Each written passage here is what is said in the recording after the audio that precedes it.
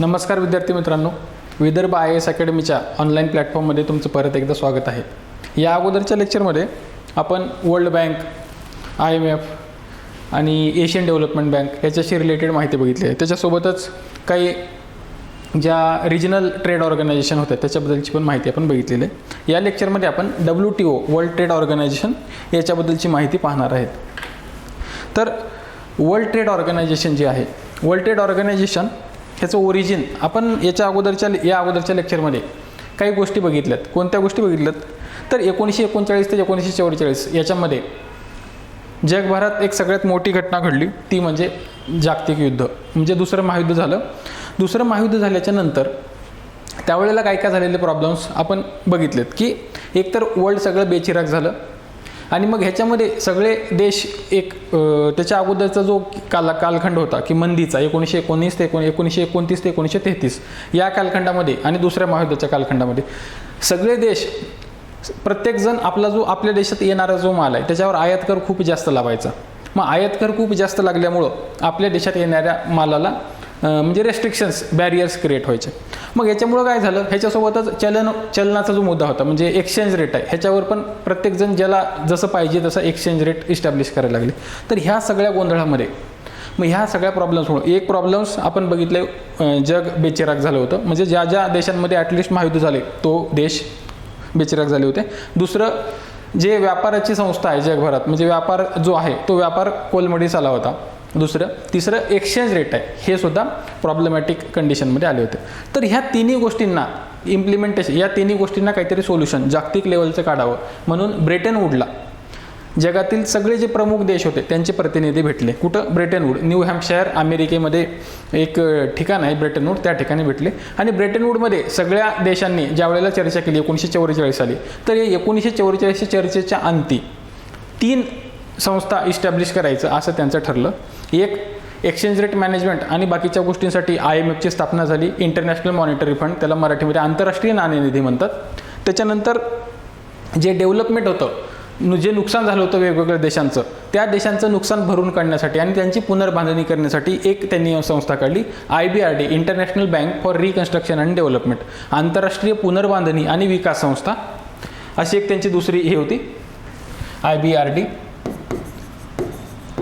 पहिलं IMF बघितलं आपण, दुसरं IBRD बघितला.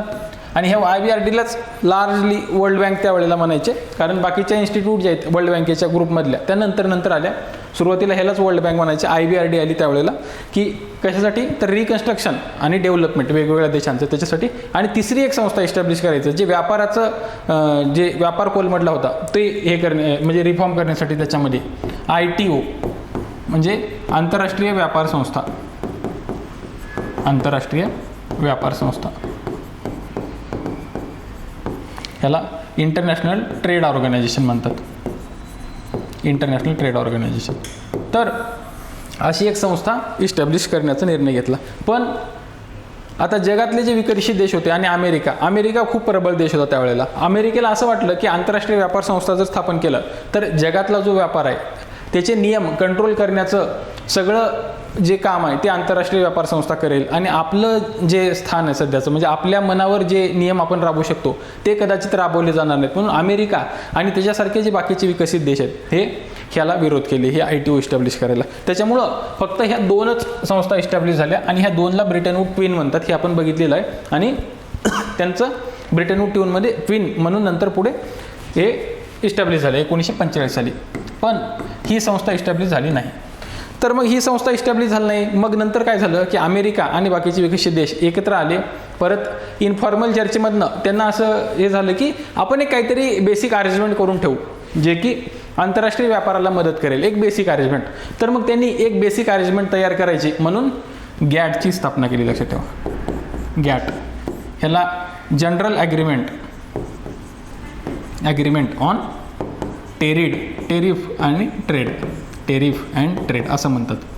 जनरल ॲग्रीमेंट ऑन टेरिफ आणि ट्रेड, हे लक्षात ठेवा. GATTचं लॉंग फॉर्म सुद्धा MPSC विचारू शकते, PSI STI ASOच्या परीक्षेमध्ये सुद्धा विचारलं जाऊ शकतं किंवा MPSCमध्ये पण प्रॉपर विचारलं जाऊ शकतं की general agreement on trade and tariff and trade आहे. लक्षात ठेवा, पहिल्यांदा टेरिफ आहे नंतर ट्रेड आहे. आणि याचं मराठीमध्ये प्रशुल्क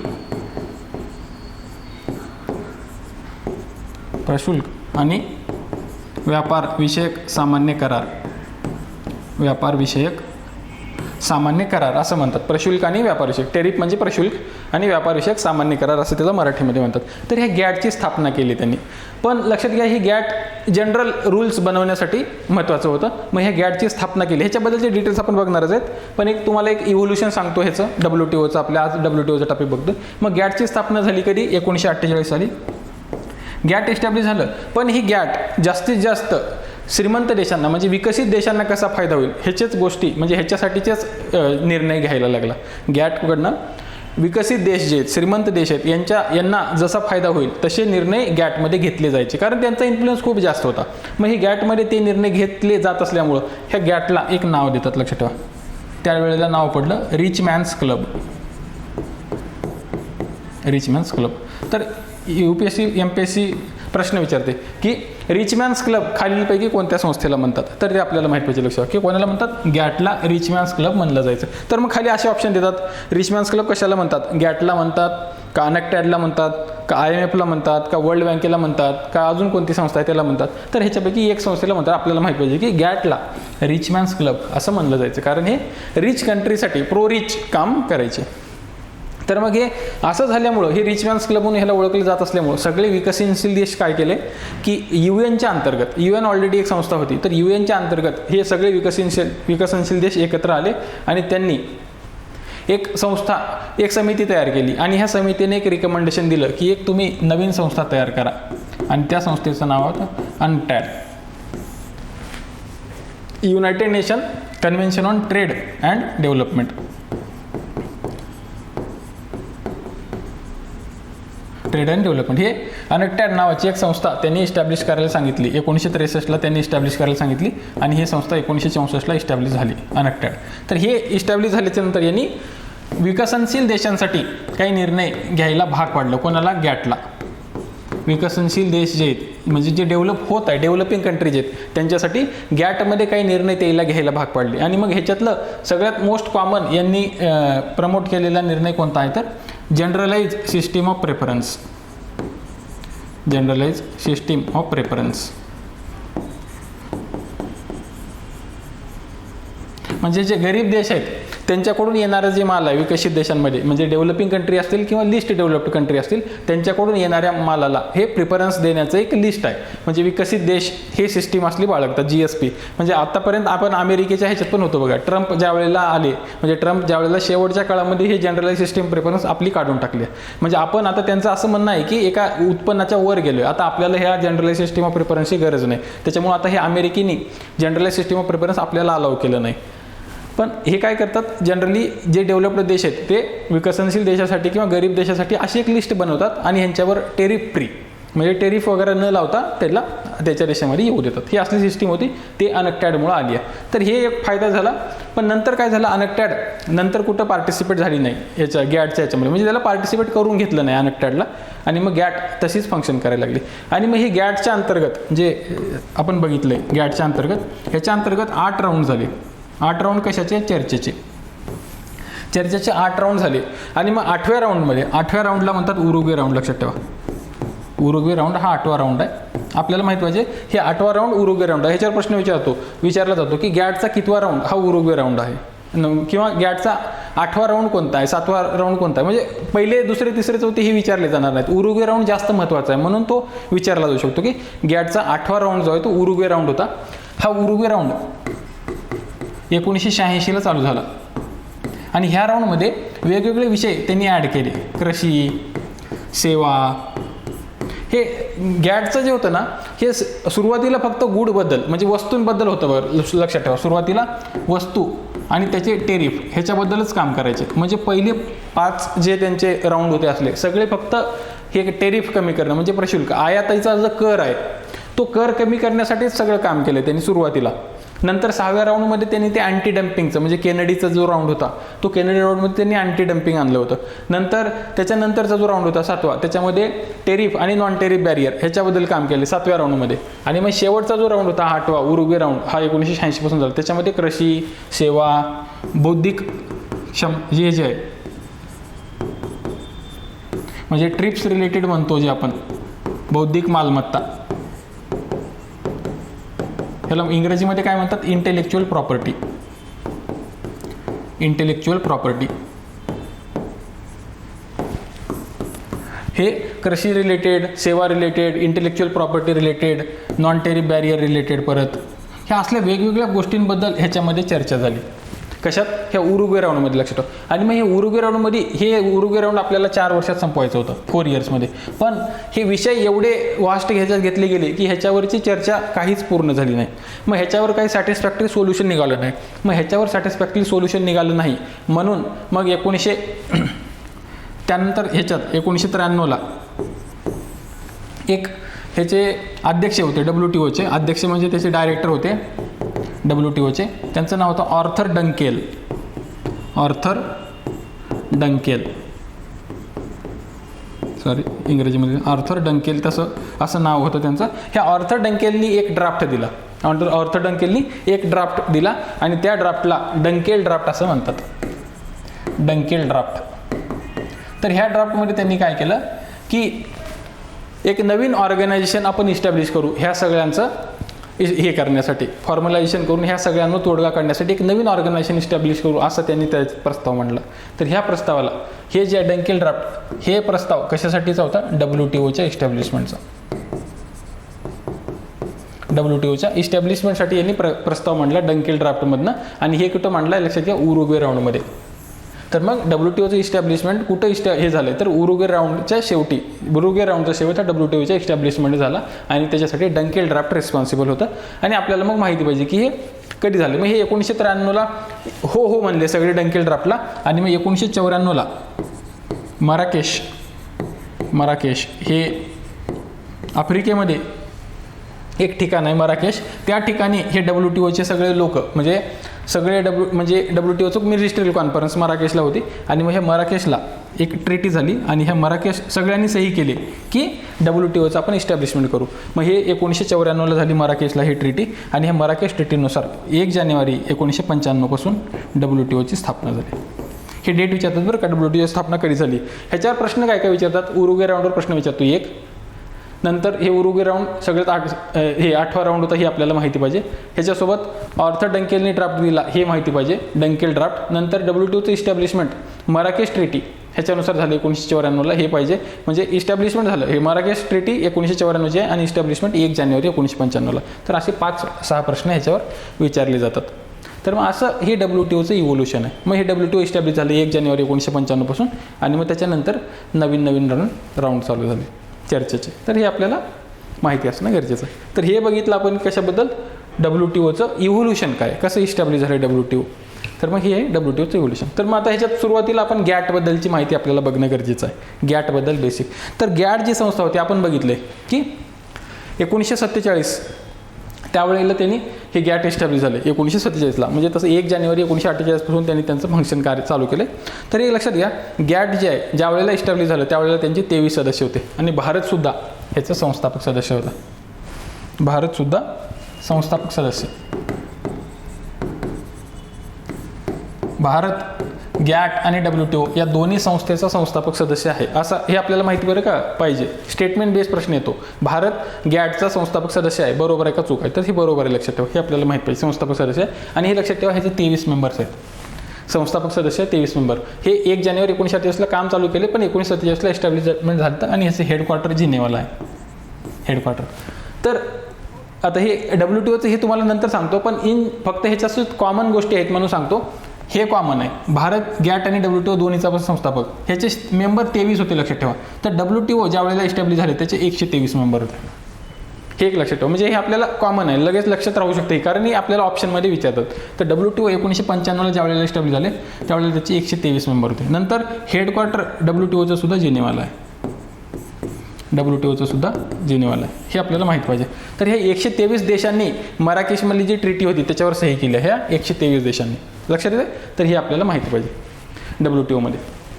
तर हे आहे त्याचं बेसिक. तर मग हे जे गॅट इस्टॅब्लिश झालं होतं, तर आता आपण फंक्शन बघत होतो, वेगवेगळे राऊंड बघत होतो. हे गॅट कशासाठी इस्टॅब्लिश म्हणजे सगळ्यात महत्त्वाचं, तर ट्रेड आणि अदर बॅरियर जे आहेत ह्याच्यात ट्रेडवर, टेरिफ आणि other barrier, other non tariff barrier म्हणा, ते बॅरियर कमी करण्यासाठी हे इस्टॅब्लिश. हे म्हणजे प्रशुल्क आहे.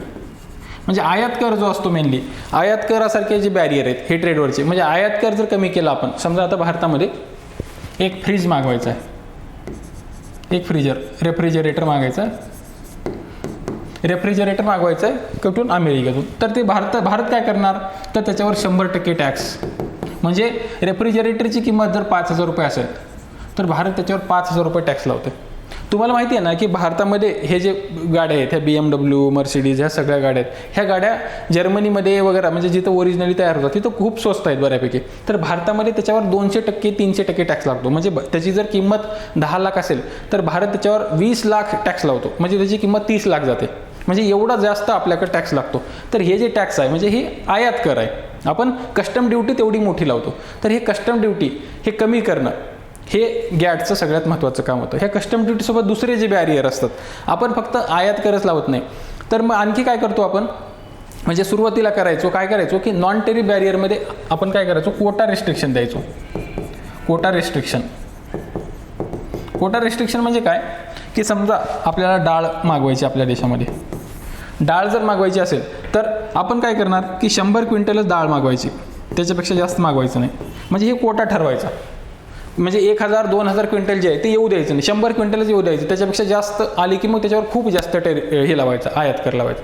तर हे जे कोटा होतं की 100 क्विंटलच आणा, त्याच्यापेक्षा जास्त घेऊ नका, हे असले रेस्ट्रिक्शन आहेत. म्हणजे अदर ट्रेड बॅरियर, हे बॅरियर आणि हे अदर ट्रेड बॅरियर आहेत, हे काय करायचं, सुरुवातीला कमी करायचं आणि मग शेवटी हळूहळू त्याला इलिमिनेट करायचं. आणि कशाच्या बेसिसवर, मी पण हे इलिमिनेट करणार आणि तुम्ही पण करायचं, म्हणजे सगळ्यांनी एकमेकांचे ट्रेड बॅरियर जे ते हळूहळू कमी करायचे. ह्याच्यासाठी ह्या गॅटची स्थापना झाली, लक्षात ठेवा. तर हे आपल्याला माहिती पाहिजे, गॅटचं स्थापना जे पर्पज काय, याचे मेंबर किती होते, हे सगळं विचारतात बरं का. तर हे गॅटचं उद्दिष्ट काय होते ह्याचे, तर ते उद्दिष्ट आपण एकदम शॉर्टमध्ये बघू. ह्याचे उद्दिष्ट काय होते, मराठी आणि इंग्रजी दोन्ही भाषेमध्ये दिले, हे इंग्रजीमध्ये आहे आणि पुढं आपल्याला मराठीमध्ये आहे. तुम्हाला ज्या भाषेमध्ये सोपं वाटेल तर हे त्या भाषेमध्ये हे करा. आंतरराष्ट्रीय बाजारात सगळ्यांना व्यापारासाठी समान संधी देणे, सगळ्यात लक्षात ठेवा. गॅट हे ट्रेड आणि टेरिफचं आहे. ब्रॉड लक्षात राहिलं पाहिजे तुम्हाला, काय ब्रॉड लक्षात पाहिजे, म्हणजे हे तुम्हाला पाठ करायचं नाही, लक्षात ठेवा. इन जनरल ब्रॉड सेन्समध्ये लक्षात ठेवा, ह्याच्यातलं काही वेगळं आहे का जे तुम्हाला लक्षात ठेवावं लागेल. ट्रेडच्या रिलेटेड जर कोणती बी गोष्ट असेल ते तर तुम्ही टिक करणार आहेत, लक्षात ठेवा. खालीलपैकी गॅटचं उद्दिष्ट कोणतं असं हे आलं आणि त्याचे 4 पर्याय दिले की आंतरराष्ट्रीय बाजारात सगळ्याला समान संधी मिळावी, आयातीवरचे कर म्हणजे प्रशुल्क जे आहे टेरिफ कमी करावे, हे असले जे आहेत त्याच्यातनं सगळ्या देशाचा फायदा व्हावा, किंवा व्यापाराशी रिलेटेड जर काही प्रॉब्लेम्स आले, काही तंटे निर्माण झाले तर त्याचं योग्य पद्धतीनं सोडवणूक करावी. हे असले ऑप्शन जर आले तर आपल्याला काय आपण टिक करणार आहेत. पण ह्याच्यापेक्षा काही वेगळं आहे का असलं तर फक्त लक्षात ठेवायचं, नाहीतर बाकी हे वाचलं तरी लक्षात राहतं की हे असं आहे. तर पहिलं आंतरराष्ट्रीय बाजारात व्यापारासाठी समान संधी, नंतर हे आयात कर जे आहे हे टेरिफ आणि इतर बंधने कमी करा आणि मग सर्वांचे फायदे प्राप्त करून द्या. आयात कर आणि इतर बंधने कमी करून टाका आणि सगळ्यांचा फायदा व्हावा. नंतर आंतरराष्ट्रीय व्यापारातून राष्ट्रातील भेदभाव नष्ट व्हावा, राष्ट्रातला भेदभाव नष्ट व्हावा ते सांगितले. नंतर हे तंटे सोडवायचं बघा. आंतरराष्ट्रीय व्यापारात तंटे सोडवण्यासाठी एक सर्वमान्य व्यवस्था निर्माण करा, म्हणजे एक सिस्टीम तयार करा. तंटे जसं आपल्याकडे कसं आहे, आपल्यात कोणाची भांडणं झाली समजा लार्ज स्केलवर, तर ते सोडवण्यासाठी आपण काय करतो, सुरुवातीला जे होतं ते ग्रामपंचायत म्हणजे पंचाची पद्धत होती की पंच बसायचे आणि ते गावामध्ये सोडवणूक करायचे. आता काय न्यायालयाच्या माध्यमातून त्याची सोडवणूक होते. अशी जी सिस्टीम आहे, जर व्यापारामधले काही तंटे निर्माण झाले तर हे तंटे हे सॉल्व्ह करण्यासाठी एक सिस्टीम निर्माण करा, असं सुद्धा त्यांचं एक हे होतं की करावी, निर्माण करण्याचं एक त्यांचं हे होतं, काय म्हणतात उद्दिष्ट.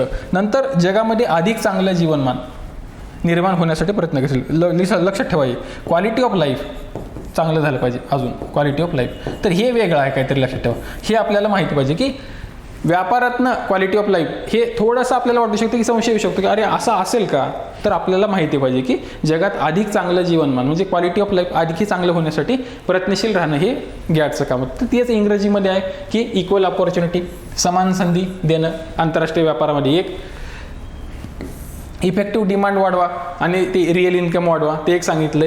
मिनिमाइज टेरिफ हे बघितलं आपण, व्यापाराचे कर कमी करा, टेरिफ कमी करा आणि नॉन टेरिफ बॅरियर आहेत हे सुद्धा कमी करा. परत proper solution to the dispute म्हणजे जे काही व्यापारामधले भांडणं तंटे त्याच्यासाठी एक सोल्युशन एक इस्टॅब्लिश करा आंतरराष्ट्रीय लेवल. आणि बेटर लिव्हिंग स्टँडर्ड म्हणजे क्वालिटी ऑफ लाईफ हे चांगली झाली पाहिजे कुठं, in the world as a whole, म्हणजे सगळ्यांची क्वालिटी ऑफ लाईफ वाढली पाहिजे, सगळ्यांचे लिव्हिंग स्टँडर्ड्स वाढले पाहिजे. तर असे हे त्याचे ऑब्जेक्टिव्ह आहेत गॅटचे, तर हे आपल्याला माहीत पाहिजे. आणि मग हे जे गॅट आहे हे गॅटचं इव्होल्युशन पुढं WTO मध्ये झालं आपल्याला माहीत पाहिजे. तर आपण बघितले गॅटचं इव्होल्युशन कशा पद्धतीने WTO मध्ये झालं ते आपण थोडंसं आणखी तुम्हाला मी शॉर्टमध्ये सांगतो. तर हे अशा पद्धतीनं गॅटचे हे ऑब्जेक्टिव्ह आहेत. तर मग हे गॅटचे 8 राऊंड झालेत, लक्षात ठेवा 8 राऊंड झालेत. तर हे आपल्याला विचारतात त्याच्याबद्दलची की शेवटचा राऊंड उरुग्वे राऊंड आहे आणि त्या उरुग्वे राऊंडच्या एंडला WTOची स्थापना झाली. तर मग आता WTOची स्थापना आणि WTOचे फंक्शन काय, त्याच्यात वेगवेगळे कंगोरे आहेत WTOला, ते सगळे आपल्याला बघावे लागतील परीक्षेच्या दृष्टिकोनातून, कारण ह्याच्यावर खूप डिटेलमध्ये प्रश्न विचारले जातात, लक्षात ठेवा. तर आपण हे बघितलं 1944ला ब्रेटन वूड कॉन्फरन्स झाली, इंटरनॅशनल ट्रेड ऑर्गनायझेशन इस्टॅब्लिश करायचं ठरलं, काही झालं नाही. मग गॅट झाली इस्टॅब्लिश 47ला. मग गॅटने 8 राऊंड हेल्ड केले, त्याच्यातनं मग ते टेरिफ बॅरियर कमी करण्यासाठी काम केले. पण बाकीचं असं काही मेजर अचिव्हमेंट होत नव्हतं यांच्याकडनं, काही मेजर आउटकम येत नव्हतं. म्हणून मग त्यांनी उरुग्वे राऊंडच्या शेवटी ते डंकेल ड्राफ्ट आला डायरेक्टर जनरलचा आणि त्यांनी ते हे केलं, WTO इस्टॅब्लिश करू म्हणून त्यांनी एक ड्राफ्ट तयार केला आणि मग माराकेशला त्या सगळ्यावर सह्या झाल्या 1994ला आणि 1 जानेवारी 1995 पासून WTOची स्थापना झाली. हे त्याचं बेसिक इव्होल्युशन, हे आपण ऑलरेडी बघितलं बेसिक इव्होल्युशन. तर मग हे WTOचे ऑब्जेक्टिव्ह काय आहेत? जसं आपण गॅटचे ऑब्जेक्टिव्ह बघत होतो की तंटे मुक्त करायला एक समिती, एक सिस्टीम इस्टॅब्लिश करा, तंटे काय ट्रेड बॅरियर आणि नॉन ट्रेड बॅरियर हे सगळे कमी करण्यासाठी काम करा, बेटर लिव्हिंग स्टँडर्डसाठी हे करा, बेटर लिव्हिंग स्टँडर्ड सगळ्यांची यायला पाहिजे ह्याच्यासाठी प्रयत्न करा. हे असे जे सगळे हे होते ते गॅटचे होते. मग WTOचं काही वेगळं आहे का, तर ते बघू आपण. मराठीमध्ये बघू सुरुवातीला, म्हणजे सोपं जाईल सगळ्यांना, नंतर इंग्रजीमध्ये बघू. आता हे WTOचे उद्दिष्ट काय काय लक्षात ठेवा. एक, जीवनमानाचा दर्जा उंचावणे, ते गॅटचं जे शेवटचं होतं quality of life, better living standard, हे सुद्धा WTOचं उद्दिष्ट आहे, एक लक्षात ठेवा, जीवनमानाचा दर्जा उंचावणे. नंतर पूर्ण रोजगार आणि परिणामकारक मागणीमध्ये वाढ घडवून आणणे, म्हणजे एम्प्लॉयमेंट पूर्ण यायला पाहिजे, लक्षात. डिमांड वाढली पाहिजे मागणीमध्ये, ते तर झालं, पण फुल टोटल एम्प्लॉयमेंट आहे, लक्षात ठेवा. टोटल एम्प्लॉयमेंट किंवा फुल एम्प्लॉयमेंट हे आपल्याला माहिती पाहिजे बरं का. हे 100% प्रश्न विचारले जातात. खालीलपैकी WTO बद्दल खालील विधाने कन्सिडर करा, किंवा WTOच्या उद्दिष्टाबद्दल, किंवा असा प्रश्न, खालीलपैकी कोणतं WTOचं उद्दिष्ट नाही, खालीलपैकी कोणतं WTOचं उद्दिष्ट आहे, असे प्रश्न विचारले जातात. तर हे आपल्याला माहिती पाहिजे 7च्या 7, किंवा ह्याच्यातले कमीत कमी वेगळे तरी माहिती पाहिजे. आता हे आपण ओके म्हणणार आहे आता, कारण जे गॅटला बी बघितलं, इथं बघितलं, ह्याला टिक करणार आहे. तर हे टोटल एम्प्लॉयमेंट प्रमोट करणं हे सुद्धा त्याचं काम. नंतर वस्तूचे उत्पादन आणि व्यापार वाढण्यासाठी प्रयत्न करणे, लक्षात ठेवा, वस्तूसाठी. नंतर सेवासाठी, म्हणजे वस्तूचं उत्पादन पण वाढलं पाहिजे आणि त्याचा व्यापार पण वाढला पाहिजे. कारण WTO वर्ल्ड ट्रेड ऑर्गनायझेशन म्हणजे जागतिक व्यापार संघटना, व्यापार वाढणं हे त्याचं काम आहे. मग वस्तूचं पण वाढलं पाहिजे आणि सेवांचं पण वाढलं पाहिजे, हे त्याचे परत 2 उद्दिष्ट आहेत. नंतर जागतिक संसाधनाचा पर्याप्त वापर होईल, म्हणजे वर्ल्डचे रिसोर्सेस जे आहेत, रिसोर्सेस कोणते कोणते आपण वेगवेगळे बघितलेत की आता हे प्रायमरी म्हणजे झाड आहेत, समजा झाडंसुद्धा रिसोर्स आहे, हे सूर्य लाईट जे आहे हे सुद्धा रिसोर्स आहे, वॉटर हे सुद्धा रिसोर्सेस आहे, किंवा जमिनीच्या खाली असलेले ऑइल आहे, डिझेल आहे, किंवा वेगवेगळे जे हे आहेत की आयर्न आणि कोल आहे, ह्या सगळे जे रिसोर्सेस आहेत ह्याचं चांगल्या पद्धतीनं वापर झाला पाहिजे, म्हणजे इफिशियंट यूज ऑफ रिसोर्सेस आहे. वर्ल्ड रिसोर्सेसचा इफिशियंट यूज हे सुद्धा WTOचं ऑब्जेक्टिव्ह आहे, लक्षात ठेवा, वर्ल्ड रिसोर्सेस इफिशियंट यूज. नंतर शाश्वत विकास संकल्पनेचा स्वीकार, म्हणजे सस्टेनेबल डेव्हलपमेंट झाली पाहिजे, लक्षात ठेवा, सस्टेनेबल डेव्हलपमेंट. आणि शेवटचा आहे पर्यावरण संवर्धन, म्हणजे एन्व्हायरमेंटल कन्झर्वेशन, एन्व्हायरमेंटल प्रोटेक्शन म्हणा, किंवा कन्झर्वेशन.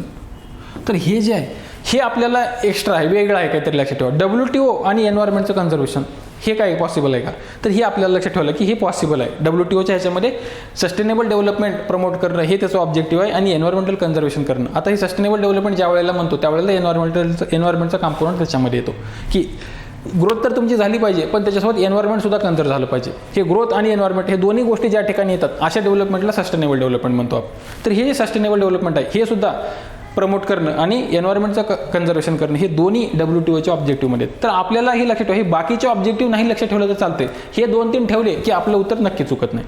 तर त्याच्यासाठी असं काहीतरी एक्सेप्शनल जर असेल ते लक्षात ठेवा, बाकीचे तर आपण तुक्का मारायला तयारच असतो, तर ते ह्या गोष्टी महत्त्वाच्या आहेत. तर ही इंग्रजीमध्ये बघा, हे फास्टमध्ये एकदम, की to ensure conduct international trade on non discrimination basis, म्हणजे कोणाचंही भेदभावरहित आंतरराष्ट्रीय व्यापार प्रमोट करणे हे ऑब्वियस आहे, म्हणजे कोणाचाही भेदभाव न होता आंतरराष्ट्रीय व्यापार करणे, त्याच्यासाठीच ही संघटना इस्टॅब्लिश. नंतर स्टँडर्ड ऑफ लिव्हिंग रेज करा, हे बघितले आपण.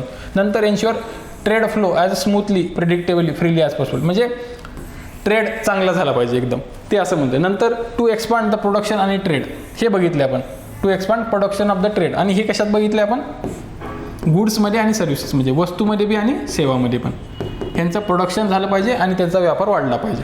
कसा, स्मूथली प्रेडिक्टेबली असं वाढलं पाहिजे, ते गुड्स आणि सर्व्हिसेस दोन्ही बघितले. नंतर to expand and utilise the world resources at the best, म्हणजे वर्ल्ड रिसोर्सेस, जागतिक रिसोर्सेस आहेत त्याचा एकदम चांगला इफिशियंट यूज झाला पाहिजे, हे सुद्धा त्याचं ऑब्जेक्टिव्ह आहे. नंतर एन्व्हायरमेंटल प्रोटेक्शन, हे बघितलं आपण, ते सुद्धा आहे. नंतर better share for developing country, म्हणजे हे जे आहे सुरुवातीला की नॉन डिस्क्रिमिनेशन, सगळ्यांना त्याचा फायदा झाला पाहिजे, फक्त एकाला नको, सगळ्यांना त्याचा फायदा झाला पाहिजे, हे त्याचं हे आहे WTOचं, की to ensure the better share for developing country, developing कंट्रीला बेटर शेअर मिळालं पाहिजे. नंतर to enhance the competitiveness among all trading partner and so as to benefit consumers and help in global integration, म्हणजे सगळ्या देशांमधलं कॉम्पिटिटिव्हनेस वाढवणं, स्पर्धात्मकता वाढवणं सगळ्या देशांमध्ये व्यापाराची, आणि त्याच्यातनं ह्या ग्लोबल जगाचं इंटिग्रेशन घडवणं व्यापाराच्या दृष्टिकोनातनं, हे हेल्प इन ग्लोबल इंटिग्रेशन हे त्याचे ऑब्जेक्टिव्ह आहेत वेगवेगळे WTOचे. तर आपल्याला ही माहिती पाहिजे लक्षात ठेवा, हे आपण इंग्रजी आणि मराठी या दोन्हीमध्ये पण बघितले. त्याच्या नादाने एक तुमचं रिव्हिजन पण झालं की त्याचे ऑब्जेक्टिव्ह आहेत. तर हे झालं WTO बघितलं, तर WTOचे हे ऑब्जेक्टिव्ह आहेत. तर मग हे जे WTO आहे ह्याची एक ही आहे संघटना आहे, WTOची संघटना कशी आहे, नेमकं WTO कसं काम करतं आहे, त्याचे मेंबर कोण. तर आपण बघितले ऑलरेडी की सध्या WTOचे 164 मेंबर आहेत, 164 मेंबर म्हणजे सदस्य आहेत WTOचे. तर हे 164 सदस्य जे आहेत ह्या प्रत्येकाचे रिप्रेझेंटेटिव्ह तिथं असतात. प्रत्येक देशाचे व्यापार मंत्री जे असतात, वाणिज्य मंत्री जे असतात, वाणिज्य मंत्री म्हणजे कॉमर्स मिनिस्टर,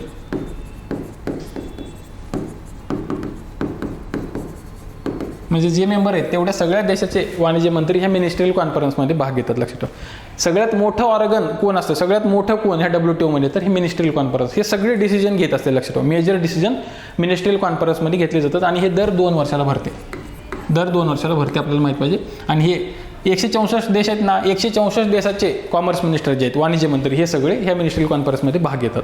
लक्षात येते, हे पहिला आहे मिनिस्ट्रियल कॉन्फरन्स, हे सगळ्यात महत्त्वाचे आहे आणि सगळे मेजर डिसिजन हे इथं घेतले जातात. आणि मग यांनी घेतलेल्या डिसिजनचं सगळं इम्प्लिमेंटेशन आणि फॉलोअप कोण करते, तर हे जनरल काउन्सिल.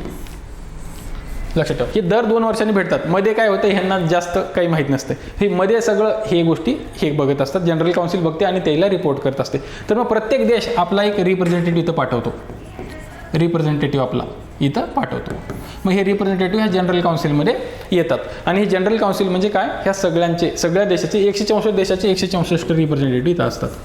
तर हे जनरल काउन्सिलमध्ये, जसं की आपण आपले अँबॅसेडर पाठवल्यासारखं दुसऱ्या देशाला, तसं आपले WTOमध्ये एक अँबॅसेडर पाठवला जातो, रिप्रेझेंटेटिव्ह पाठवला जातो आपला, आणि हे तिथं जनरल काउन्सिलमध्ये तो भाग घेत असतो. तर असे 164 देशाचे प्रत्येकाचे रिप्रेझेंटेटिव्ह असतात. आणि मग हे जनरल काउन्सिल आपण जे बघत होतो की 2 देशामध्ये व्यापाराचा तंटा जर निर्माण झाला तर त्याच्यासाठी एक बॉडी असते, डिस्प्यूट रिझोल्युशन बॉडी. लक्षात ठेवा, डिस्प्यूट सेटलमेंट बॉडी म्हणतात त्याला.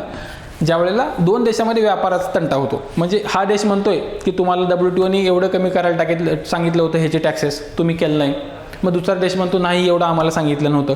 असे जर काही भांडणं झाले समजा, किंवा फॉलो करत नसेल WTOने जे डिसिजन घेतलेत, म्हणजे WTOने जे निर्णय घेतलेत ते जर निर्णय एखादा देश ऐकत नसेल, तर असे डिस्प्यूट ह्या डिस्प्यूट सेटलमेंट बॉडीकडे जातात. ही डिस्प्यूट सेटलमेंट बॉडी म्हणजे काय, तर हे जनरल काउन्सिलच लक्षात घ्या, ही डिस्प्यूट सेटलमेंट बॉडीचं काम करते. हे जे जनरल काउन्सिल असते हे स्वतःच डिस्प्यूट सेटलमेंट बॉडीचं काम करते. मग हे डिस्प्यूट सेटलमेंट बॉडी दर 2 महिन्याला एकदा भेटते, 2 महिन्यामध्ये एकदा भेटतात. हे कशासाठी, तर 2 देशामधले भांडणं सॉल्व्ह करायचं.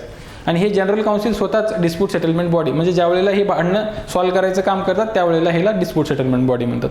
आणि हे जनरल काउन्सिल दर 2 वर्षांनी ट्रेड पॉलिसी जी आहे, म्हणजे WTOची ट्रेड पॉलिसी आहे हे कशी चाललं आहे ह्याचं रिव्ह्यू करतात.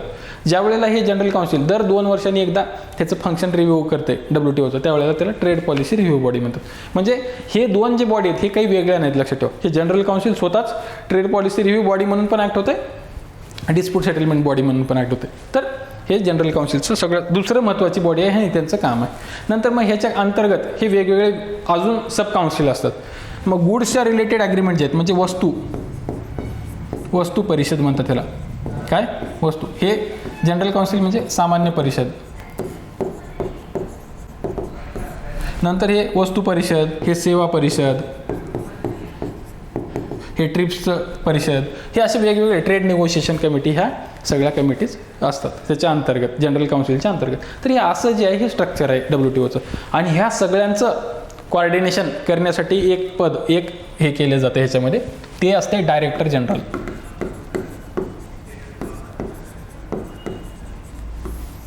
डायरेक्टर जनरल असतो म्हणजे एक सचिव म्हणल्यासारखं मेन हे असलं लक्षात, म्हणजे सचिव म्हणता येणार नाही आपल्याला, त्याचं डायरेक्टर जनरल हेच पद वापरलं जातं त्याच्यामध्ये. तर हेच नाव वापरलं जातं, डायरेक्टर जनरल असतो ह्या WTOला. तर आता रिसेंट डायरेक्टर जनरल कोण आहेत, तर ही फिमेल आहे सध्या रिसेंट डायरेक्टर. ह्याच्या अगोदर रॉबर्ट अझेवेडो हे होते डायरेक्टर जनरल ब्राझीलचे, आता ही सध्या त्यांची डायरेक्टर जनरल आहे. गोजी ओकोंजो इवेल्ला हे त्याचे डायरेक्टर जनरल. आपल्याला माहिती पाहिजे की स्टेटमेंट बेस्ड प्रश्न येऊ शकतो, लक्षात ठेवा हे. आणि ही तिसऱ्या पेपरमध्ये पण आहे GS3 मध्ये, तिथं पण हे प्रश्न विचारले जाऊ शकतात. तर फक्त हे लक्षात ठेवा की ही 2021 पासून ही WTOची डायरेक्टर जनरल आहे. फक्त हे लक्षात राहील तुमच्या, म्हणून हे तिचा फोटो घेतला आहे, बाकी काही त्याचा पर्पज नाही ते फोटो इथे घेण्याचा. तर हे बघितलं आपण WTOचे हे होते. तर मग WTOमध्ये आता हे जे आहेत मिनिस्ट्रियल कॉन्फरन्स ज्या झाल्या, तर आतापर्यंत कोणत्या मिनिस्ट्रियल कॉन्फरन्स झाल्या. 1995ला इस्टॅब्लिश झाली WTO, लक्षात येते. दर 2 वर्षाला ही मिनिस्ट्रियल कॉन्फरन्स भरते. अनलेस अँड अंटिल काहीतरी इमर्जन्सी आहे, इमर्जन्सी असेल, काही प्रॉब्लेम असेल कोणत्या देशाला, लई देशांनी म्हणलं की नको आता पुढच्या वर्षी ठेवा, तर मग हे 2 वर्षाच्या पेक्षा जास्त गॅप लागू शकतो. तर हे वेगवेगळे कॉन्फरन्सेस कुठं झाले, तर हे आपल्याला माहिती पाहिजे, लक्षात ठेवा. आपण ते बघितले, WTOच्या उद्दिष्टावर प्रश्न विचारतात, गॅटच्या उद्दिष्टावर प्रश्न विचारतात, किंवा त्याच्यावर ऑब्जेक्टिव्ह जे प्रश्न आहेत ते प्रश्न विचारतात. आपण मेंबर्स बघितले, मेंबरवर प्रश्न विचारले जातात, हे सगळे प्रश्न विचारतात. नंतर हे जे आताची बॉडी होती general council, trade policy review body, dispute settlement body, ह्याच्यावर सुद्धा प्रश्न विचारले जातात. मिनिस्ट्रियल कॉन्फरन्सवर प्रश्न विचारतात. हे जे मिनिस्ट्रियल कॉन्फरन्स आहे ह्याच्यावर प्रश्न विचारले गेलेत, लक्षात ठेवा. आणखी प्रश्न विचारले जातात. ह्याच्या जोड्या लावामध्ये बरेचसे प्रश्न विचारतात, किंवा स्टेटमेंट बेस्ड प्रश्न विचारतात. की आता हे समजा ब्युनोस एअर्स आहे, अर्जेंटिनाची कॅपिटल आहे ब्युनोस एअर्स. तर अर्जेंटिनाच्या कॅपिटलमध्ये 2017 साली WTOची कॉन्फरन्स झाली, मिनिस्ट्रियल कॉन्फरन्स, आणि त्याला भारताचे रिप्रेझेंटेटिव्ह म्हणून सुरेश प्रभू गेले होते. तर हे प्रश्न विचारतात की ब्युनोस एअर्समध्ये 2017 साली झालेल्या कॉन्फरन्समध्ये सुरेश प्रभू हे भारताचे रिप्रेझेंटेटिव्ह होते. हे बरोबर आहे का चूक आहे, तर हे स्टेटमेंट असा येतो, तर आपल्याला माहिती पाहिजे. किंवा ह्या 4 येतील समजा, बाली, नैरोबी, ब्युनोस एअर्स आणि जेनेवा, असे 4 येतील. मग ह्याचे जोड्या लावा. कोण होतं भारताचं रिप्रेझेंटेटिव्ह, कोण, आनंद शर्मा, निर्मला सीतारामन, सुरेश प्रभू आणि अजून कोणी ठरलं नाही, हे कोण होतं. तर ह्याचे आणि ह्याचे जोड्या लावा असा प्रश्न येतो. तर हे आपल्याला माहिती पाहिजे, कारण ह्याच्यातल्या कोणावर पण प्रश्न विचारले गेलेत बरं का. तर हे आपल्याला माहिती पाहिजे की 1996ला, म्हणजे 1995ला WTO झालं, 1996ला BB रमैया हे आपले रिप्रेझेंटेटिव्ह होते. जिनेवाला 1998ला झालं, नंतर रामकृष्ण हेगडे त्यावेळेला आपले रिप्रेझेंटेटिव्ह होते. सियाटल हे कॅनडामधलं शहर आहे, सियाटल 1999ला तिथं झाली. मुरासोली मारन आहे, लक्षात ठेवा, मुसोलिनी वगैरे नाही, मुरासोली मारन हे होते त्यावेळेला. हे 2 वेळा होते. दोहा 2001. हे दोहा जे आहे ना, हे खूप महत्त्वाचं आहे, आपल्याला पुढे येईल हे दोहा ह्याच्यातलं. दोहा डेव्हलपमेंट अजेंडा म्हणून, किंवा दोहा डेव्हलपमेंट राऊंड 2009-1चा आहे तो. मुरासोली मारन त्यावेळेला सुद्धा आपले रिप्रेझेंटेटिव्ह होते. नंतर हे असे कांगूनला झाले, हाँगकाँगला झालं, जिनेवाला झाले हे. तर हे आपल्याला माहिती असणं एक्सपेक्टेड आहे की कोण होतं त्यावेळेला.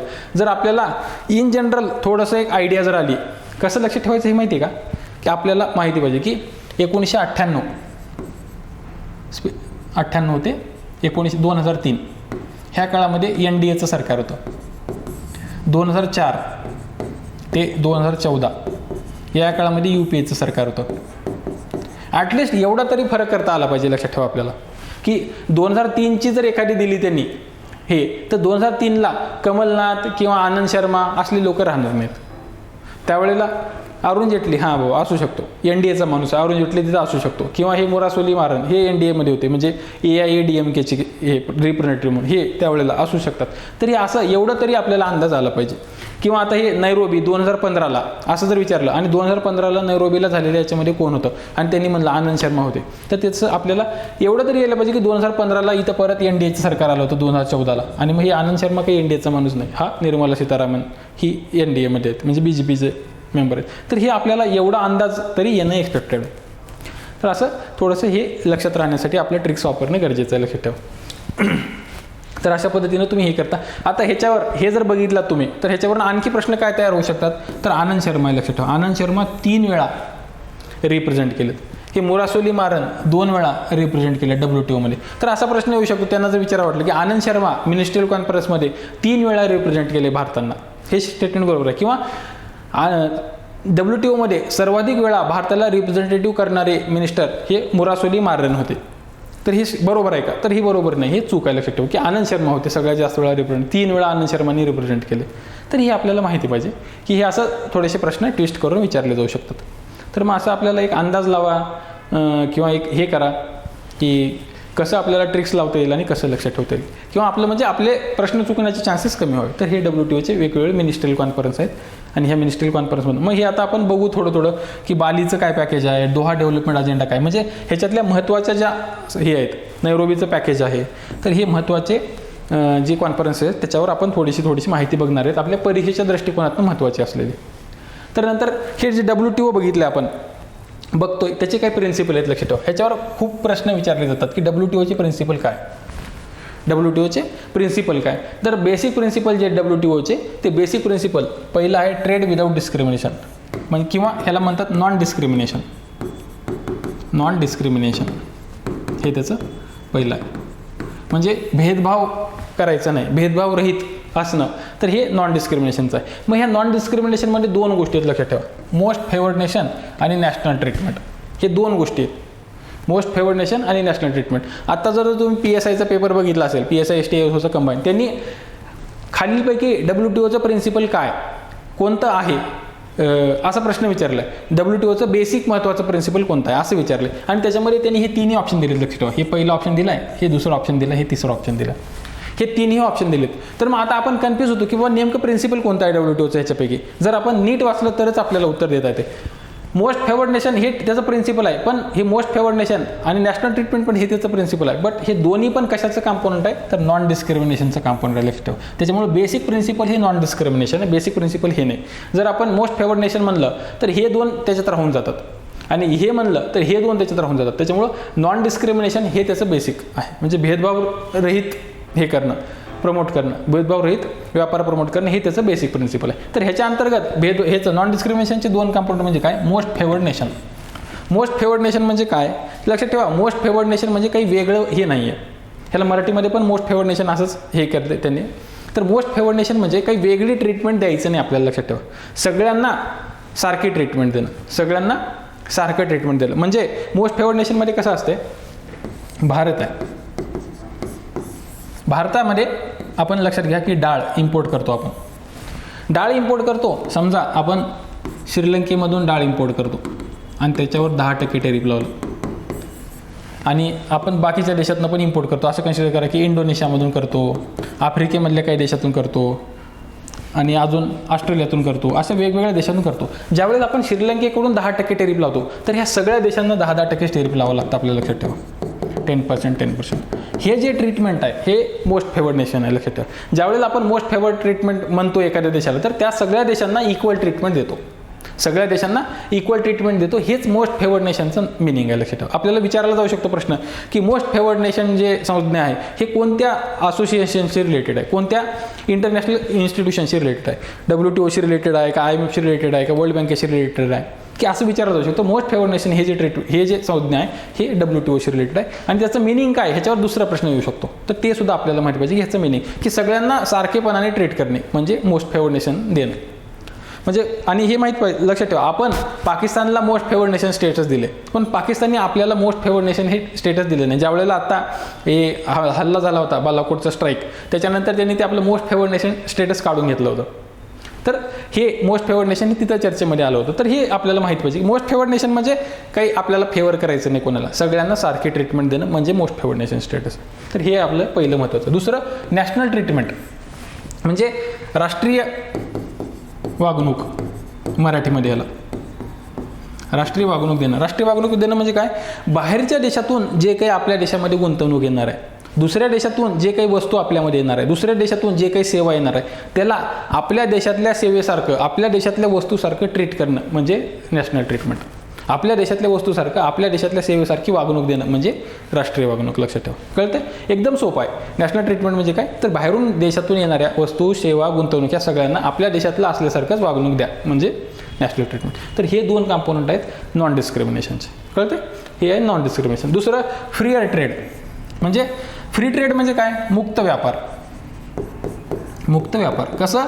स्लोली आपण जे बघत होतो की बॅरियर कमी करा, जे अडचणी आहेत ते कमी करा, ट्रेडच्या रिलेटेड म्हणजे आयात शुल्क बी कमी करा, कोटा रेस्ट्रिक्शन बी कमी करा, हे हळूहळू कमी करा आणि मुक्त व्यापार प्रमोट करा. हे WTOचं महत्त्वाचं प्रिन्सिपल. नंतर प्रेडिक्टेबिलिटी. प्रेडिक्टेबिलिटी म्हणजे काय? एकदा जर तुम्ही कमी केलात, म्हणजे एकदा एखादी रेस्ट्रिक्शन कमी केले, समजा एक लक्षात घ्या की आता हे डाळीचं एक्झाम्पल बघत होतो आणि त्याच्यावर आपण आता 10% शुल्क केले, म्हणजे अगोदर 20% होता आणि आता आपण 10% केले. तर आता हे 10% केल्याच्या नंतर आता हे पुढं कमी वाढवत नेऊ नका, म्हणजे त्याचं 15-20 करत बसू नका, ह्याचं कमी करा, काही हरकत नाही. म्हणजे 8-6 over the period of time कमी केलं तर हरकत नाही. पण आता 10 केलंय, मग अचानक अजून 20 केलंय, अचानक अजून 25 केलंय, 30 केलंय, हे जे आहे हे अनप्रेडिक्टेबिलिटी ठेवू नका. ती प्रेडिक्टेबल असू द्या. 10 आहे ना, ह्याच्यापेक्षा कमीच होणार, ह्याच्यापेक्षा वाढणार नाही, हे आपल्याला माहिती पाहिजे. तर हे जे आहे ह्याला प्रेडिक्टेबिलिटी म्हणतात. हे सुद्धा त्याचा एक महत्त्वाचं प्रिन्सिपल आहे. नंतर फेअर कॉम्पिटिशन म्हणजे न्याय स्पर्धा. न्याय स्पर्धा मराठीमध्ये.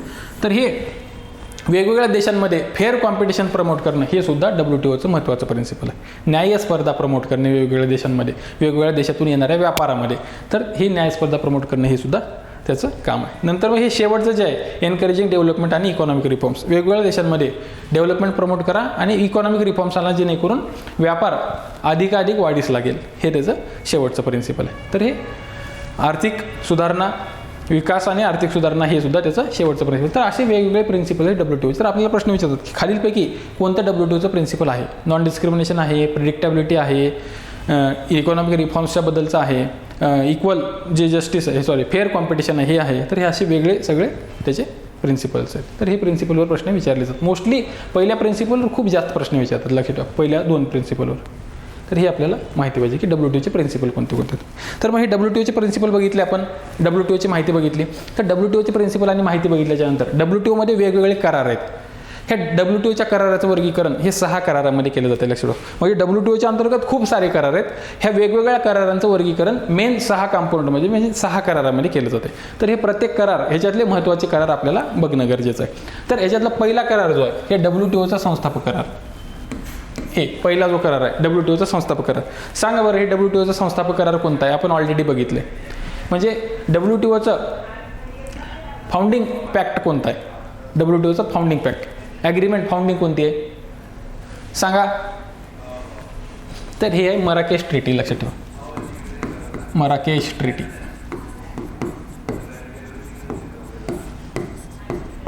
मराकेश करार. ह्या करारानुसार WTOचं इस्टॅब्लिशमेंट झालं. तर हे पहिलं हे जे आहे हे मराकेश ट्रीटी. ही आपल्याला माहिती पाहिजे, लक्षात ठेवा. ज्या वेळेला आपण ऑलरेडी ऐकलं आहे, ऑलरेडी सांगितलं आहे तुम्हाला, तर हे तुम्हाला माहिती असणं एक्सपेक्टेड आहे. तर हे झालं याचं पहिलं. दुसरं वस्तू करार. वस्तू करार. वस्तू करार म्हणजे काय? गॅट. आतापर्यंत जे आपण गॅटचं बघितलं हे वस्तू कराराच्या बाबतीत आहे, लक्षात ठेवा. गॅट म्हणजे काय? General agreement on trade, tariff and trade. हे general agreement on tariff and trade जे आहे ह्यालाच गॅट म्हणतात, ह्यालाच वस्तू करार म्हणतात, लक्षात ठेवा. कारण ते मेनली गुड्सच्या बाबतीत होतं ते. नंतर तिसरं आहे सेवा करार. तिसरं म्हणजे general agreement on trade in services. आता हे तसंच आहे, general agreement on trade in services. Trade in services. सर्व्हिसमधल्या ट्रेडवरची जनरल ॲग्रीमेंट आहे. सर्व्हिसमधल्या ट्रेडवरची जनरल ॲग्रीमेंट आहे. हे जे आहे ना, हे आपण थोडंसं डिटेलमध्ये बघणार आहेत, आपल्या परीक्षेच्या दृष्टिकोनातून कसं महत्त्वाचं आहे. त्याच्यानंतर बौद्धिक मालमत्ता करार. बौद्धिक मालमत्ता करार म्हणजे ट्रिप्स आहे. ह्याला इंग्रजीमध्ये म्हणतात trade related intellectual property right. Trade related intellectual property right.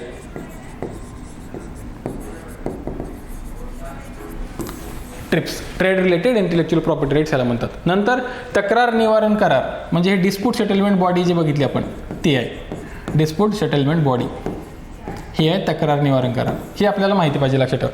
तर हे 5वं आहे. आणि शेवटचं जे आहे हे trade policy review related pact. आपण बघितले ज्या वेळेला आपण हे बघत होतो ना WTOचं हे कसं आहे, हे बघतो आपण डिस्प्यूट सेटलमेंट बॉडी ह्याच्याशी रिलेटेड एक पॅक्ट आहे, ह्याच्याशी रिलेटेड एक करार आहे. आणि ट्रेड पॉलिसी रिव्ह्यू बॉडी ह्याच्याशी रिलेटेड एक करार आहे. तर हे करार ह्याच्याशी रिलेटेड आहेत. हे 2 महत्त्वाचे करार आपल्या WTOमध्ये आहेत. तर हे आपल्याला माहिती पाहिजे. तर हे असे 6 आहेत. आता प्रश्न विचारला जाऊ शकतो की WTOचे खालीलपैकी खालीलपैकी कोणता करार ह्या WTOच्या महत्त्वाच्या करारामध्ये समाविष्ट आहे? तर हे 6 करार आपल्याला माहीत पाहिजे, ह्याच्यावर प्रश्न विचारला जातो. तर ह्याच्यातलं आपण एक एक जी गोष्टी आहेत ह्या बेसिकली छोट्या छोट्या गोष्टी बघू, महत्त्वाच्या ज्या आहेत आपल्या परीक्षेच्या दृष्टिकोनातून महत्त्वाच्या असलेल्या. तर पहिलं आहे आपण जे बघत होतो, पहिलं तर बघितलं आहे WTOच्या इस्टॅब्लिशमेंटचं. दुसरं जे आहे ते गॅट इस्टॅब्लिश झालं ज्या वेळेला वस्तूचं करार होतं. तर उरुग्वे राऊंडमध्ये कृषीच्या रिलेटेड भरपूर चर्चा झाली. उरुग्वे राऊंडमध्ये कृषीच्या रिलेटेड, आणि त्याच्यामध्ये एक कृषीच्या रिलेटेड ॲग्रीमेंट ऑन ॲग्रिकल्चर, म्हणजे हे कृषीविषयक करार, ह्याला मराठीमध्ये म्हणतात कृषीविषयक करार. हे एक करार झाला, कृषीविषयक करार. कशात? उरुग्वे राऊंडमध्ये कृषीविषयक करार झाला. आणि ह्या कृषीविषयक करार कुठून झाला हो का? 1995 त्यावेळेपासून चालू झाले. उरुग्वे राऊंडमध्येच हे कृषीविषयक करार झाला. आणि ह्याच्यामध्ये 3 गोष्टी होत्या महत्त्वाच्या, 3 पिलर. तर आपल्याला असा प्रश्न विचारला जातो, खालीलपैकी कोणता कृषीविषयक कराराचा महत्त्वाचा भाग आहे? असं बेसिक प्रश्न विचारला जातो. तर हे आपल्याला माहीत पाहिजे, लक्षात ठेवा बरं. बऱ्याच वेळेला आपण काय करतो, ते ग्रीन बॉक्स, ब्ल्यू बॉक्स आणि आंबर बॉक्स ह्याच्यामध्ये हे बेसिक विसरून जातो. हे सुद्धा प्रश्न विचारला जातो की कृषीविषयक कराराचा खालीलपैकी सगळ्यात महत्त्वाचा भाग कोणता आहे? तर हे आपल्याला माहीत पाहिजे. पहिला, ह्याच्यातले 3 भाग आहेत. तर ह्याच्यातला पहिला भाग आहे डोमेस्टिक सपोर्ट, म्हणजे देशांतर्गत मदत. देशांतर्गत मदत हे डोमेस्टिक सपोर्ट आहे. हेच आपण डिटेलिंग थोडं थोडं बघू. नंतर मार्केट ॲक्सेस, म्हणजे बाजार ॲक्सेस मिळणं, त्याला हे मार्केट ॲक्सेस म्हणतात. नंतर एक्सपोर्ट सबसिडी, म्हणजे निर्यात अनुदान.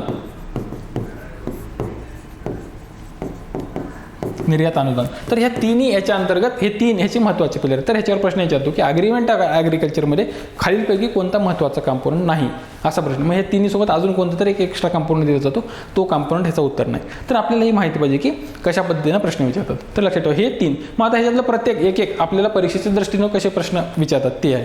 तर ह्याच्यातलं पहिलं जे होता डोमेस्टिक हे सपोर्ट. तर हे जे डोमेस्टिक सपोर्ट देतो, डोमेस्टिक सपोर्ट म्हणजे काय? तर देशांतर्गत जी मदत दिली जाते कोणाला? शेतकऱ्यांना. आता कारण आपण ॲग्रिकल्चरच्या रिलेटेड बघतोय, देशांतर्गत शेतकऱ्यांना जी मदत दिली जाते. आपल्या भारतामध्ये कोणती कोणती मदत दिली जाते? तर आपण बघितलंय की हे जे आहे सिस्टीम आपली कशाची? Public stock होल्डिंगची.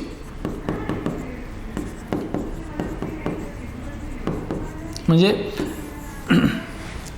हे आपण हे जे करतो, म्हणजे शेतकऱ्यांचं जे धान्य आहे ते धान्य आपण मिनिमम सपोर्ट प्राईसच्या माध्यमातून घेतो, मिनिमम सपोर्ट प्राईसनी विकत घेतो. हे जी मिनिमम सपोर्ट प्राईसची किंमत आहे हे शेतकऱ्यांना दिलेला एक प्रकारचा सपोर्टच आहे. ह्याच्यासोबत खतं द्यायचे, तर आपण खत सबसिडी देतो, खतावर, बियाण्यावर सबसिडी देतो. वेगवेगळे ॲग्रिकल्चरचे एक्सटेन्शन सर्व्हिसेस, म्हणजे शेतकऱ्यांना वेगवेगळ्या गोष्टीची माहिती पुरवली जाते. म्हणजे तुमच्या शेतामध्ये कोणतं पीक घेतलं जाऊ शकतं, कधी पाऊस पडणार आहे, तुमच्या शेतावर तुम्ही काय फवारलं पाहिजे कोणत्या पिकांवर. तर हे सगळी जी माहिती दिली जाते ह्याला ॲग्रिकल्चर एक्सटेन्शन सर्व्हिसेस म्हणतात. तर ह्या सगळ्या अशा वेगवेगळ्या सर्व्हिसेस ज्या दिल्या जातात. परत आता आपण बघतो की मोदी गव्हर्नमेंटची एक नवीन स्कीम आली आहे की PM किसान, म्हणजे शेतकऱ्यांना दर 6 महिन्यातनं 2,000 रुपये हे दिले जातात. 2,000 रुपयाचे, म्हणजे असं दरवर्षी 6,000 आणि 2,000 रुपये त्याचे कंपाऊंड, म्हणजे 3 मध्ये डिवाइड करून दरवर्षी 6,000 रुपये ते PM किसान योजनेच्या अंतर्गत दिले जातात. तर हे जे सगळ्या गोष्टी आहेत हे सगळे डोमेस्टिक सपोर्टमध्ये येतात. तर मग हे डोमेस्टिक सपोर्ट कोणते द्यायचे आणि कोणते द्यायचे नाही हे कोण ठरवलंय? WTOने, लक्षात ठेवा. तर WTOच्या अंतर्गत काय आणि हे का ठरवलं यांनी कोणते सपोर्ट द्यायचे न द्यायचे? कारण हे जे सपोर्ट देतो आपण ते व्यापार जे आहे त्याला डिस्टॉर्ट करतात, असं WTOचं म्हणणं आहे. व्यापार डिस्टॉर्ट करतात. तर WTOचं म्हणणं काय? ज्या सबसिडी व्यापार डिस्टॉर्ट करत नाहीत त्या सबसिडी तुम्ही कितीही द्या, आणि जे सबसिडी व्यापार डिस्टॉर्ट करत नाहीत त्या सबसिडी WTOने ग्रीन बॉक्समध्ये टाकल्यात, लक्षात घ्या. तर आपल्याला माहीत पाहिजे की ग्रीन बॉक्स मध्ये काय, ह्याच्या अगोदर ग्रीन बॉक्स काय? तर ज्या सबसिडी व्यापार डिस्टॉर्ट करत नाहीत तुम्ही कितीही देऊ शकता त्या सबसिडी म्हणजे ग्रीन बॉक्समध्ये. ज्या सबसिडी व्यापार डिस्टॉर्ट करतात आणि त्यांना हळूहळू कमी करायचं आहे, त्याला हळूहळू कमी करायचं आहे, त्या सबसिडी आंबर बॉक्समध्ये टाकल्यात. आंबर बॉक्स, लक्षात ठेवा, आंबर बॉक्स.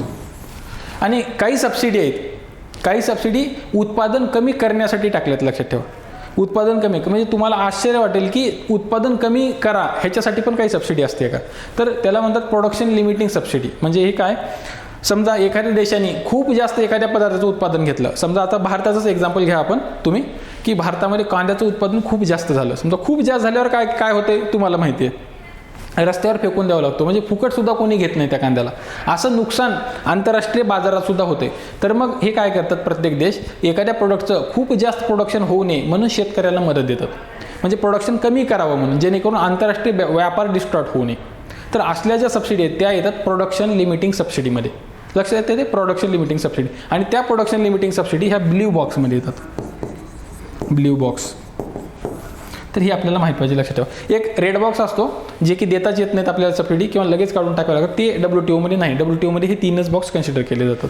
तर आपल्याला हे 3 बॉक्समध्ये काय काय येते हे माहीत पाहिजे. पहिल्यांदा आपल्याला कळायला पाहिजे की बॉक्स कोणते कोणते आहेत आणि त्याचं मिनिंग काय, ह्याच्यावर प्रश्न विचारले जातात, लक्षात ठेवा. नंतर पुढचं ह्याच्यावर प्रश्न विचारले जातात की त्याचे एक्झाम्पल्स कोणते कोणते, त्याच्यावर प्रश्न. तर पहिला बघितलं आपण की आंबर बॉक्सचे आहे.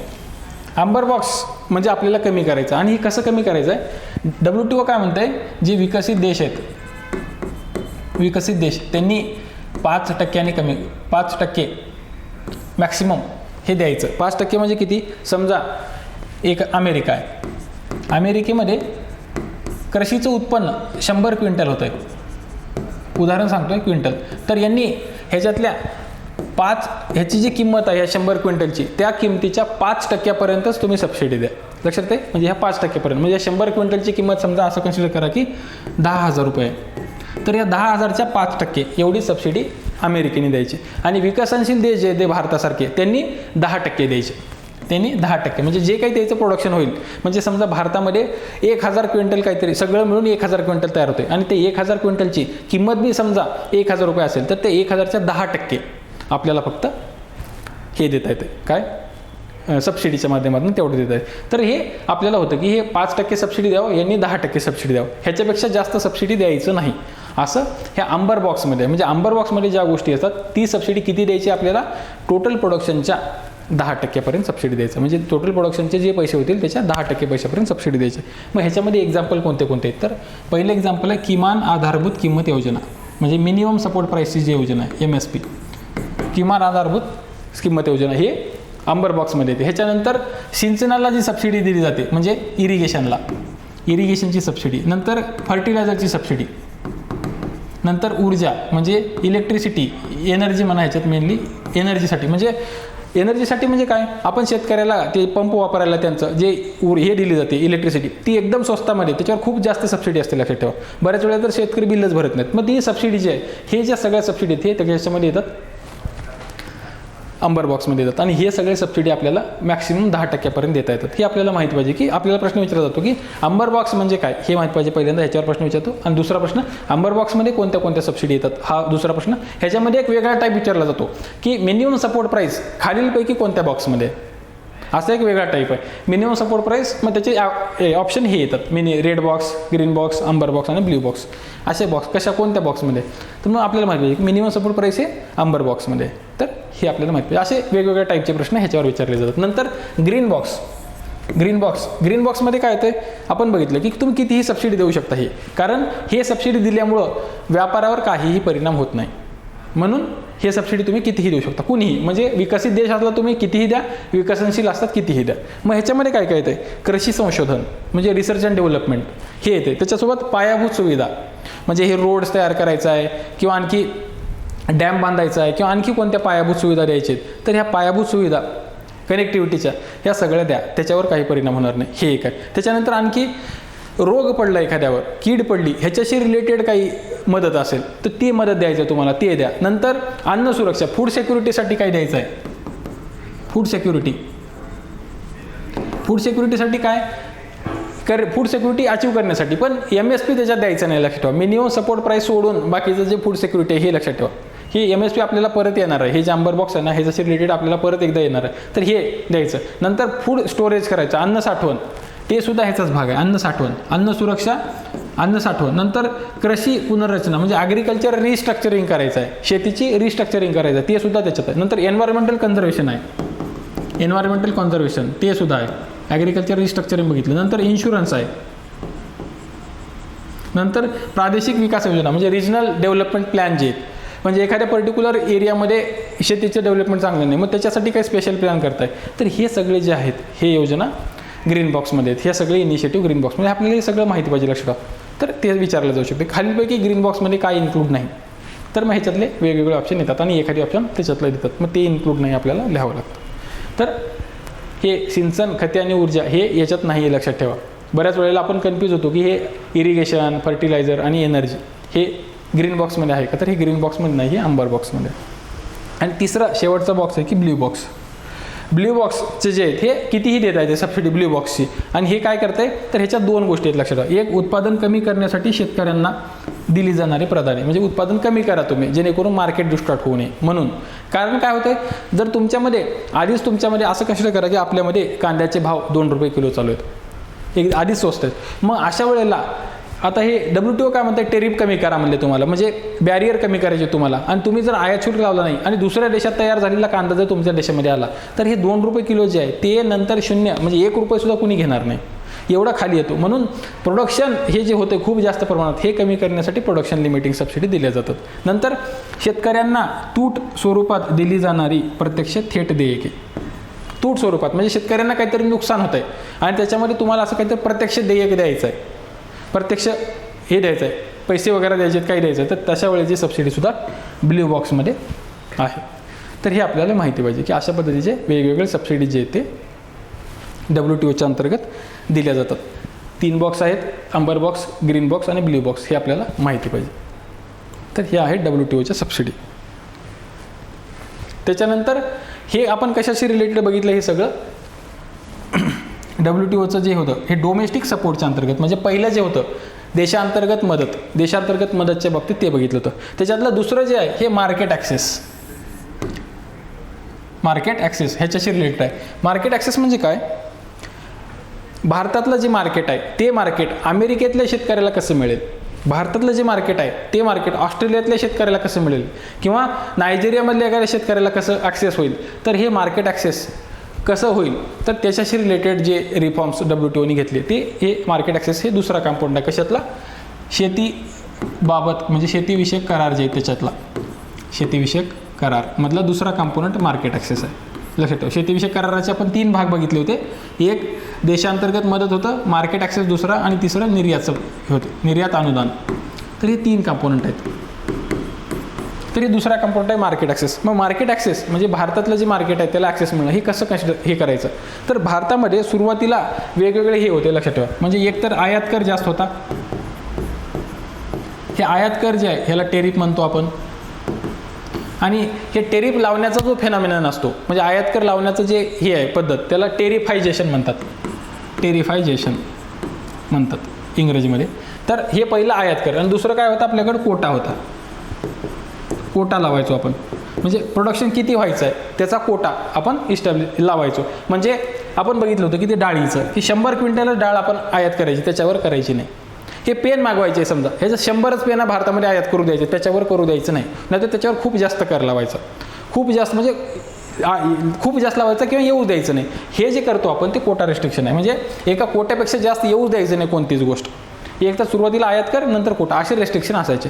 तर मार्केट ॲक्सेसचं जे ॲग्रीमेंट आहे ते काय म्हणतं, तुम्ही तुमच्या देशामध्ये टेरिफ लावा, कितीही लावा, पण हे कोटा लावू नका. तुम्ही 100चा कोटा नको, टेरिफ कितीही लावा तुमच्या ह्याच्यात. आपण कोटा का लावतो, तर आपल्या देशातल्या शेतकऱ्याचं नुकसान होऊ नये म्हणून कोटा लावतो. तर WTO काय म्हणतंय, मग तुम्ही बाहेरून एखादी वस्तू मागवताय ना, समजा एक आपण पेन मागवतोय, आपण असं कन्सिडर केलं की ती 100च पेना मागवणार आहे, त्याच्यापेक्षा जास्त नाही. पण येणारे जे पेन आहेत तुम्ही असं कन्सिडर करा की कितीही पेना येऊ द्या, पेनावर जर अगोदर तुम्ही 2 रुपये कर लावत असाल, आता तुम्ही 10 रुपये लावा, काही हरकत नाही, पण पेना येऊ द्या तुमच्याकडे, कितीही कर लावा. हे पहिलं फेनॉमिना. म्हणजे मार्केट ॲक्सेसमध्ये त्यांनी काय म्हणले, सुरुवातीला तुम्ही कितीही कर लावा, आम्हाला मान्य आहे, पण कोटा नको. नंतर पुढच्या स्टेपमध्ये, म्हणजे सुरुवातीला तुम्ही असं केलं, पण मग पुढच्या स्टेपमध्ये तुम्ही कुठं जा म्हणते, तो टेरिफ जे आहेत हे कमी करा हळूहळू. म्हणजे एक मॅक्सिमम लिमिट ठरवा, त्याला मॅक्सिमम लिमिट ठरवा. ते लिमिटच्या वर टेरिफ जायचं नाही, त्या लिमिटच्या वर. समजा असं काय कन्सिडर केलं की अगोदर 2 रुपये टेरिफ लागत होते म्हणजे आयात कर, आता असं ठरवलं भारतानं की आपण 10 रुपये आयात कर लागू. मग 10 रुपये हे मॅक्सिमम लिमिट ठेवा, 10 रुपयाच्या वर कर लावू नका. तर मग हे जे टेरिफ आहेत, हे मॅक्सिमम जे टेरिफ आहेत त्याला म्हणतात बाउंड टेरिफ. लक्षात ठेवा, बाउंड टेरिफ. ह्याच्यावर प्रश्न विचारला जातो बरं का, बाउंड टेरिफ म्हणजे काय.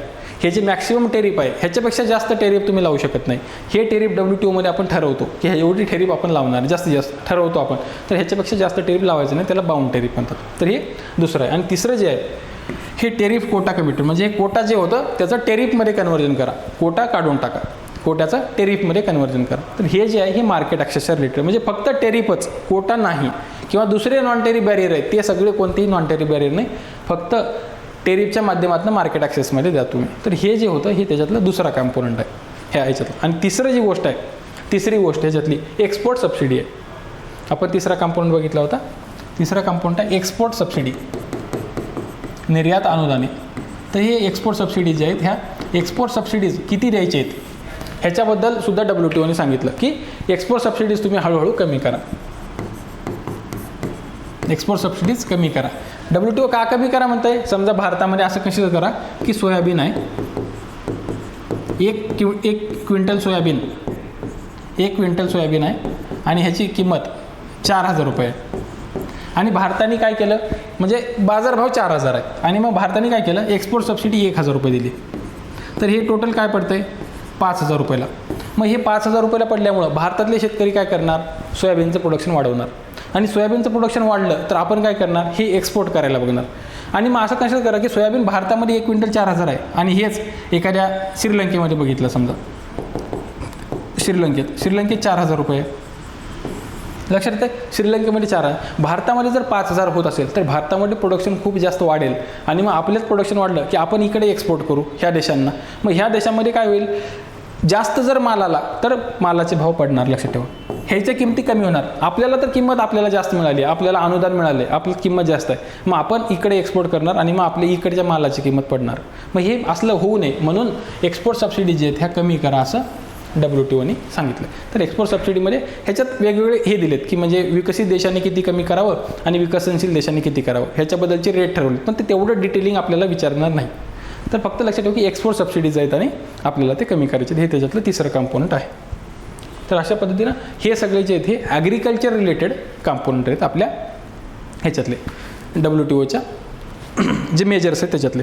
तर मग हे ॲग्रिकल्चरच्या नंतरचे बाकीचे जे टॉपिक्स आहेत, म्हणजे याच्यामध्ये सर्व्हिस रिलेटेड कॉम्पोनंट काय, ट्रिप्स रिलेटेड कॉम्पोनंट काय, ट्रिम्स म्हणजे काय, दोहा डेव्हलपमेंट अजेंडा काय, बाली ॲक्शन प्लॅन काय झाला, बालीचं पॅकेज काय, नैरोबीचं पॅकेज काय, हे सगळं जे टॉपिक आहे हे आपण आपल्या पुढच्या लेक्चरमध्ये बघू. तर तोपर्यंत हे झालेले टॉपिक रिवाईज करा चांगल्या पद्धतीनं. देसले सरांच्या पुस्तकात पण चांगले दिलेत आणि कोळंबे सरांच्या पुस्तकात पण चांगले दिलेत. दोन्हीपैकी कुठलंही पुस्तक एक तुम्ही रेफर करा, त्याच्यातनं आपले सगळे प्रश्न सुटतात. तर हे टॉपिक तुम्ही रिवाईज करा आणि मग पुढच्या वेळेला ह्या टॉपिकमध्ये राहिलेल्या भागासोबत भेटू. तोपर्यंत धन्यवाद.